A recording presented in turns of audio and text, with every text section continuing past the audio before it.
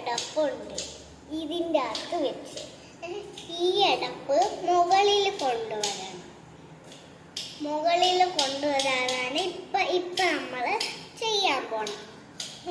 ഒരു ഗ്ലാസ് വെള്ളം എടുത്ത് അത് ഈ വെള്ളം എടുത്തിട്ട് ഇങ്ങനെ ഒഴിച്ചു കൊടുക്കാം. തുടങ്ങാം. നമുക്ക് ഈ ഗ്ലാസ്സിൽ ഈ വെള്ളമുണ്ട്. വെള്ളം നമുക്ക് ഇതിലൊഴിച്ചാൽ ഈ അടപ്പ് ഇവിടം വരെ വരും. അപ്പം നമുക്ക് നോക്കാം, ട്രൈ ചെയ്ത് നോക്കാം.